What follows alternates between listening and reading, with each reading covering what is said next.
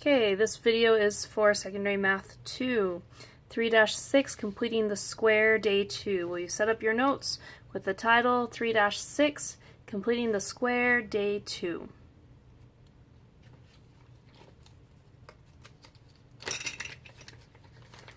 Our essential question for today is explain in detail the steps for completing the square.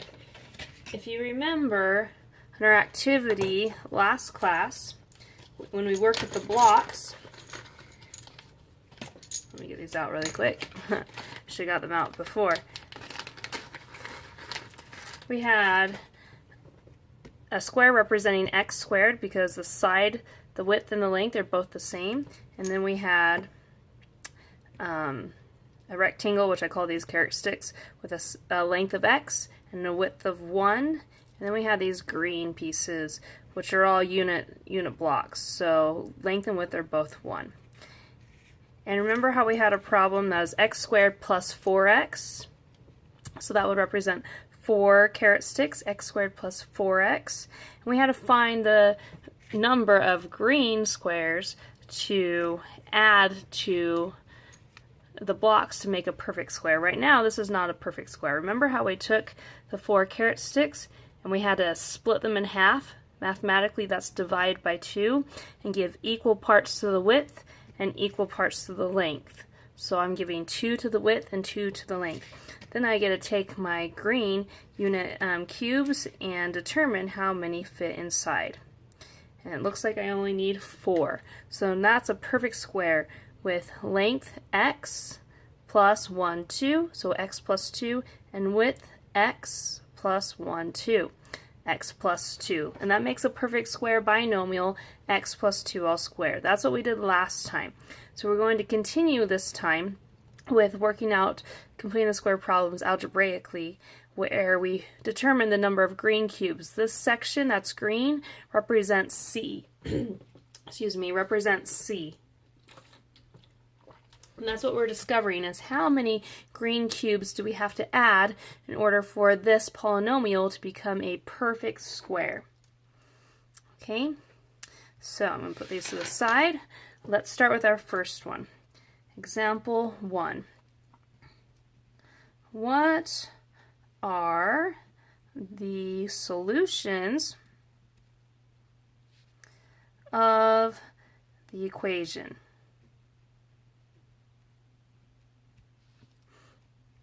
Okay, our equation this time. Last time we worked with expressions. Today we're working with equations. But the process is very similar. X squared minus 14x plus 16 equals 0. Now remember, solutions has 3 other math synonyms. Solutions mean the same thing as roots, which means the same thing as zeros, which means that we're actually finding the x-intercepts on the graph. Okay, so this is setting up nicely for the quadratic formula, but completing the square is actually a different setup. So over here on the right, I'm going to put all the steps. Step 1 is to make sure it's set up. And this is the first time we don't want it in this form, ax squared plus bx plus c. This time we want it to be, and I'll use a different color for this, 1 x squared plus bx equals c. So on one side of the equation, we want all of the variables. On the other side of the equation, we want the constants. So the setup is different. Okay, so right now we have both variables and constants on the same side of the equation. So I'm going to take this constant plus 6 and I'm going to move it by minusing 6 on both sides. I'm going to move it to the right hand side. These cancel out. I'm left with x squared minus 14x equals negative 16. So that was step 1. Just setting it up. Now, remember we discovered the formula for finding how many green pieces need to go in, need to be added to this polynomial, this quadratic polynomial.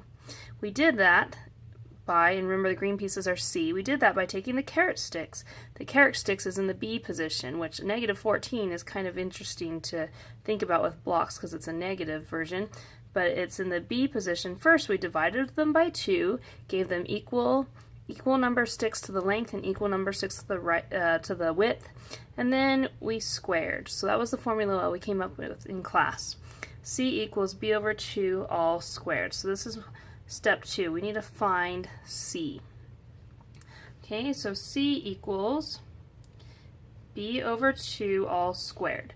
B comes from here, A, B, C. So B is negative 14. Okay, we're going to do parentheses first. Follow me, please excuse my dear Aunt Sally. Negative 14 divided by 2 is negative 7, and we'll square that. Negative 7 squared is 49. So those are the number of tiles that we need to add, or green blocks here in the corner if I brought this back, which this one obviously I don't have set up for this problem, but this was the problem I mentioned earlier. When we get C, it's how many of these green tiles do we need to put in the corner so that it is a perfect square. 49 would be a lot to work with building with the blocks. That's why it's nice to have a formula eventually, because some of these problems can have lots of pieces that you would have to keep track of, or we could just do it algebraically and use the formula. C equals B over 2 all squared. So that was step 2. We found C. Step 3 is now we're going to add those 49 green tiles into the equation. But if we add it on one side, we must add it to the other side. So we're going to add C to both sides. Right here in step 1 is the setup equation. I'm going to copy that down, x squared minus 14x. I'm going to leave a blank, equals negative 16, because I need to add C to this polynomial. But if I add it to the left, plus 49, I must also add it to the right, plus 49. Okay? So, after we've added it to both sides, we're going to do a little manipulation to figure out what's the perfect square binomial that comes out of this factored form, or this standard form, excuse me. So step 4 is this little manipulation. Now we could do the tic-tac-toe method to find those binomials, but there's actually a nice pattern that happens with these quadratics since we've completed the square, because we now know that since we completed the square, the length has to be the exact same as the width.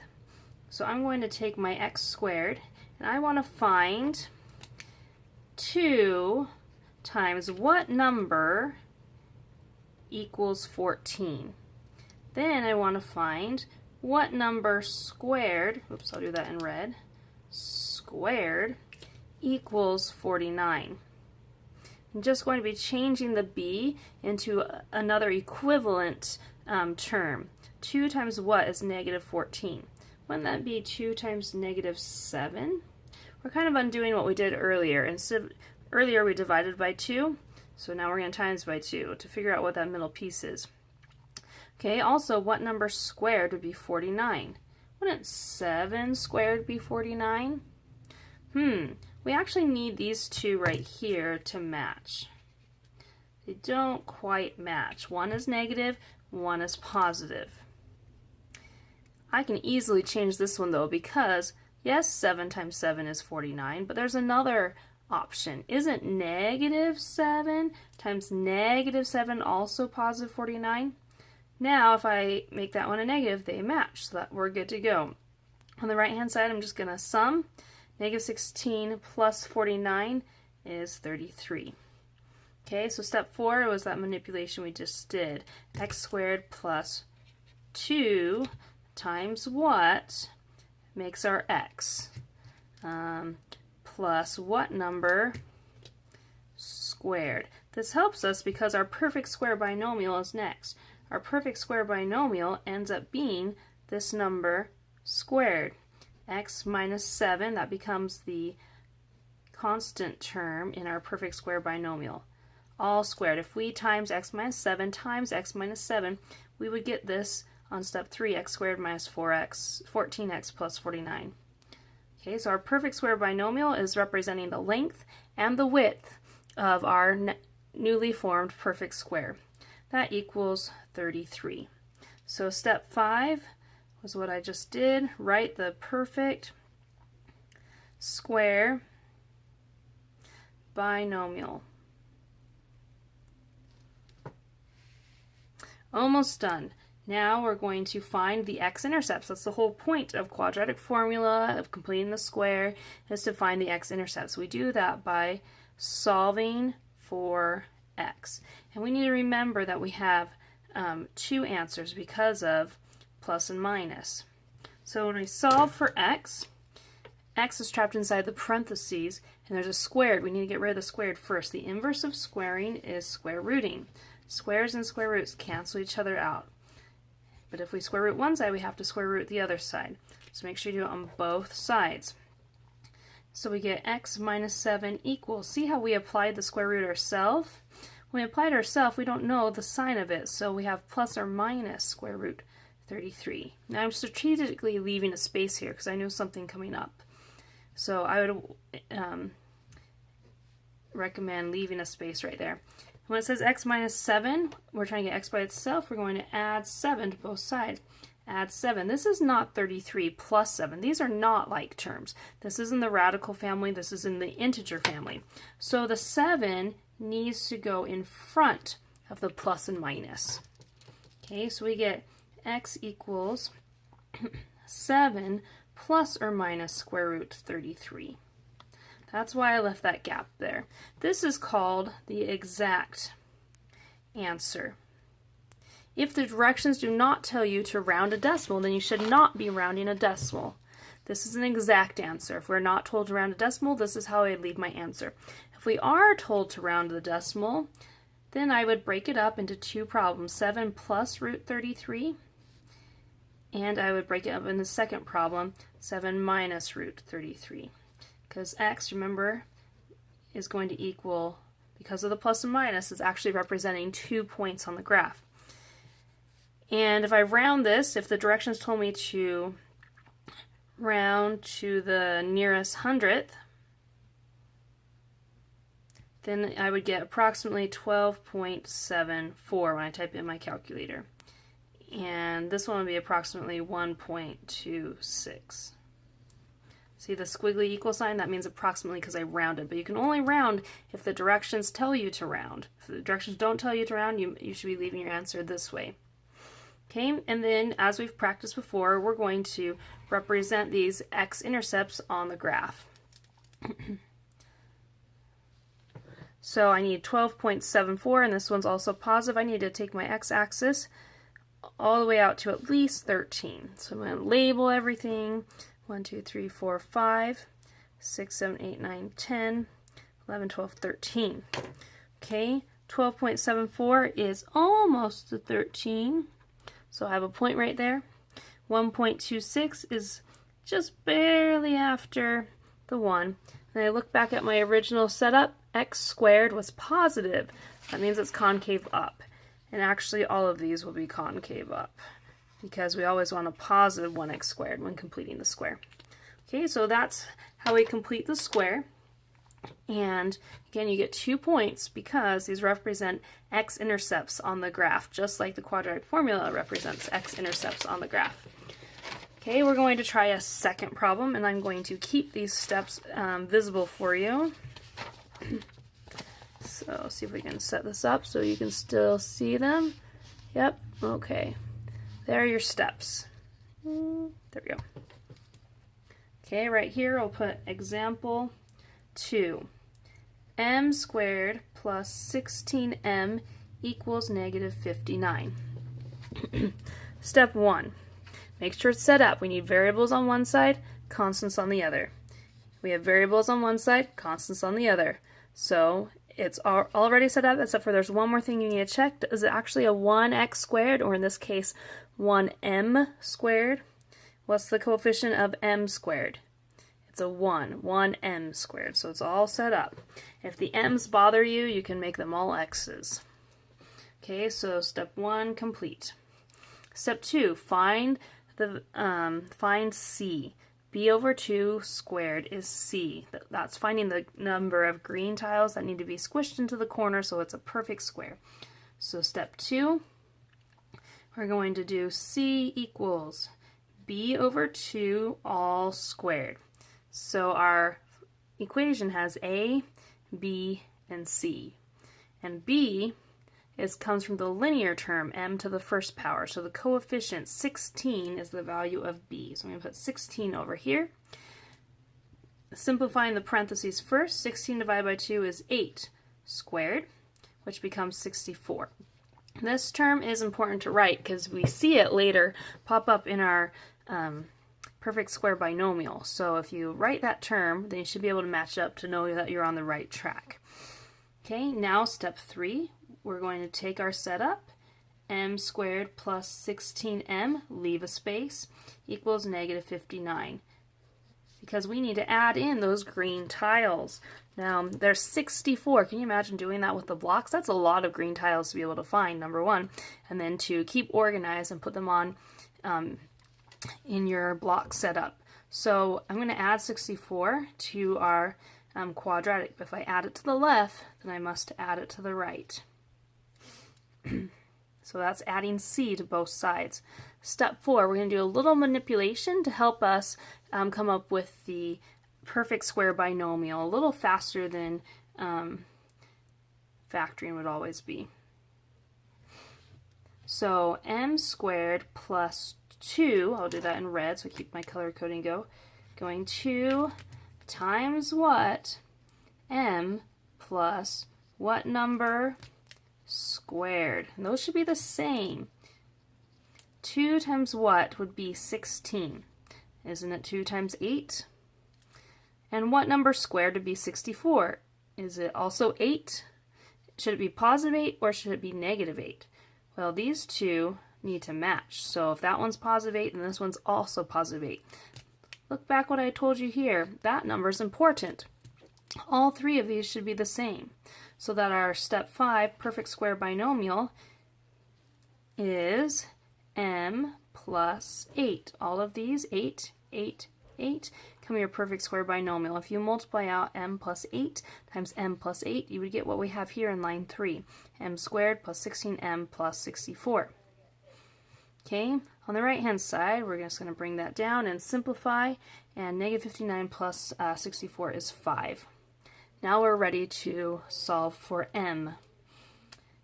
So step 6, solving for m.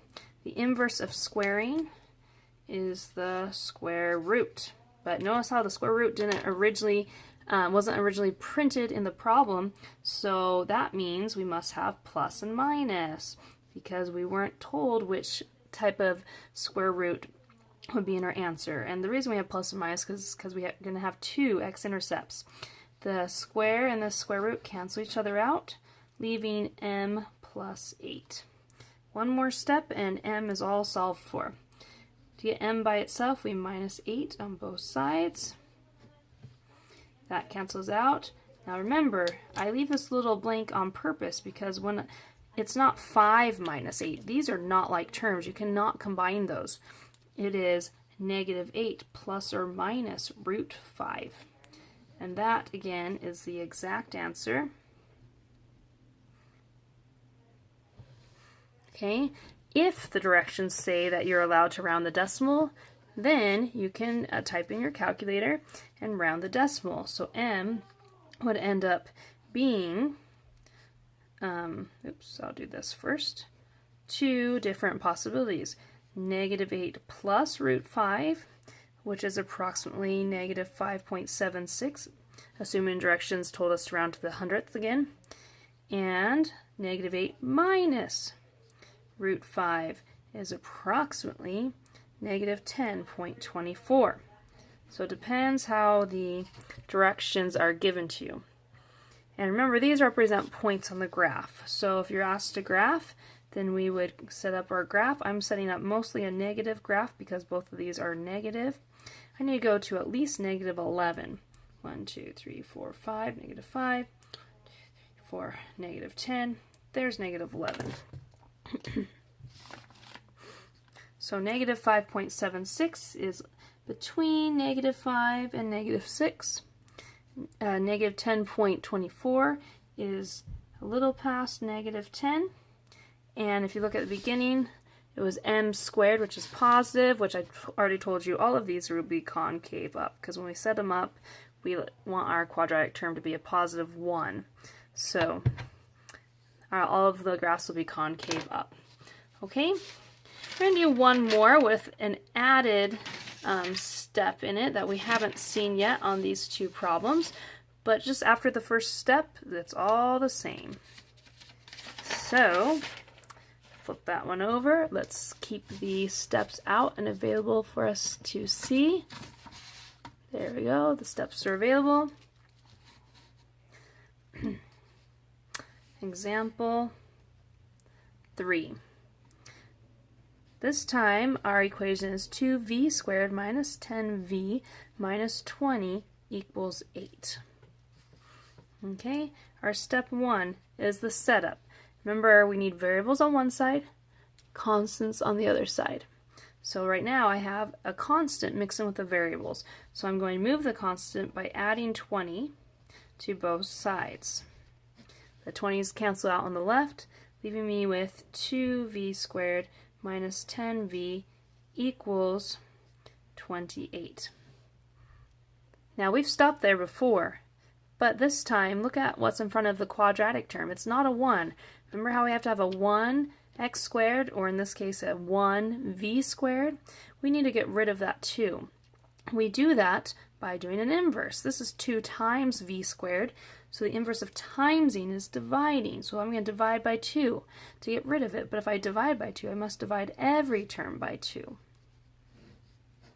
Okay, and that creates a 1v squared, which is what I want. 1v squared minus 5v equals 14 when I divide every term by 2. So finally it's set up with variables on one side, constants on the other, and we only have 1v squared of the quadratic term. Okay, second step, finding c. c equals b over 2 all squared. So remember it goes like this, a, b, c. b is -5. Now, -5 divided by 2 is actually a decimal, -2.5. It's really interesting. Completing the square is like one of the only times, maybe not the only, but one of the few times that fractions are actually more convenient than decimals. I'm going to leave it in this fraction because I know what's coming up, and working through them, fractions actually make your life a little bit easier during completing the square than working with a decimal. So I'm going to leave it there. And I'm just going to square the numerator and denominator separately. -5 squared is 25 over 2 squared is 4. Okay, so my c that I'm going to add to both sides is actually 25/4. Okay, so step 3, add c to both sides. I'm going to take my setup version, which is right there. I'm going to rewrite it. I'm going to leave a space, and oops, that should be an equal sign, equals 14, and leave a space. And in those spaces, I'm going to put in my c, 25 over 14, or over 4. 25 over 4, but if I add it to one side, I have to add it to the other side. Okay, now we're going to figure out 2 times what number would equal that b value. Step 4, v squared plus, we'll do this in color, 2 times what number equals -5? Well, 2 times 4, or 2 times -2 is -4. 2 times -3 is -6. We kind of missed -5 because -5 is not an even number. It's actually a decimal. 2 times -2.5 is -5. So all I'm going to do is do this. How about -5 divided by 2? Isn't that the same thing as -2.5? And if I have a 2 on top and 2 on bottom, they cancel out, leaving just -5v. So if it's not a pretty even number, just take that number and divide it by 2, and you're good to go. Plus, what number squared equals 25/4? What number squared equals 25? Let's just look at the numerator. Wouldn't that be 5? What number squared equals 4? Wouldn't that be 2? Now we need to make sure these match. Are they the exact same? Super close.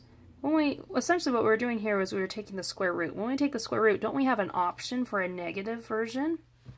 I think we do. So if I stick a negative there, then they actually match and we're good to go there. So next step, step 5, perfect square binomial. If you've noticed the pattern, look at these parentheses here, here, here. Those are what belong inside of our perfect square binomial. V minus 5 halves, all squared, equals the sum of 14 plus 25 fourths. Now, in order to add fractions, we have to have a common denominator. So I'm going to give the 14 a denominator 4. But if I give it a denominator 4, I must also multiply the numerator by 4. Okay, so I have 4 times 14 plus 25. That ends up being 81 over 4. Even though this is a fraction, these are both nice numbers. These are both perfect squares. I can take the square root of both of them, which is why I like to use the fractions better, because these are nice numbers with the numerator separate from the denominator. Because now, step 6, we're going to do exactly that. We're going to solve for v, which means I have to get rid of the square. How do we get rid of the square? We square root, and that cancels out. Now I'm going to square root our two perfect squares. I'm going to do them separately. The square root of 81 is plus or minus 9. The square root of 4 is plus or minus 2. And on the left side I have v minus 5 halves. Okay, to get v by itself, we're going to add 5 halves, but I must also add 5 halves here.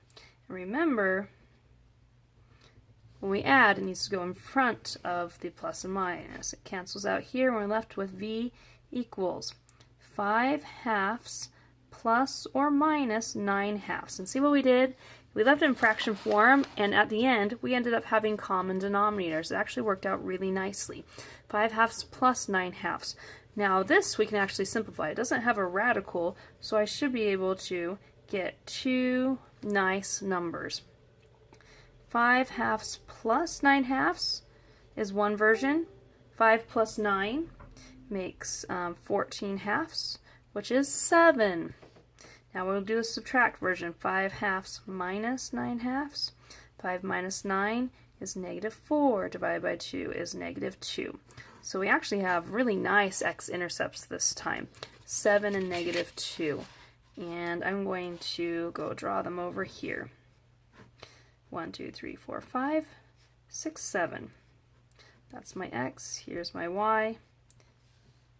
7 has a nice point. And 1, 2. Negative 2 has a nice point. And again, our quadratic at the top, 2v squared, was positive, so we'll have it concave up. And that's completing the square. You can see it's the same process over and over. Just as if you practice more and more problems, you'll get more and more used to the process and it'll become more and more natural for you. We're going to do one last problem that's a little different directions. If I can find it, there it is. We're going to learn how completing the square actually can help us find other points in the graph besides the x-intercept. So I guess we don't need, yes we do need the completing the square steps. I lied. Let's keep those available for us. Okay, last one. Example 4. Find the vertex. Completing the square can actually help us find not only the x-intercepts, but the vertex also by completing the square. Okay, so our example this time is in standard form. Remember, standard form is ax squared plus bx plus c.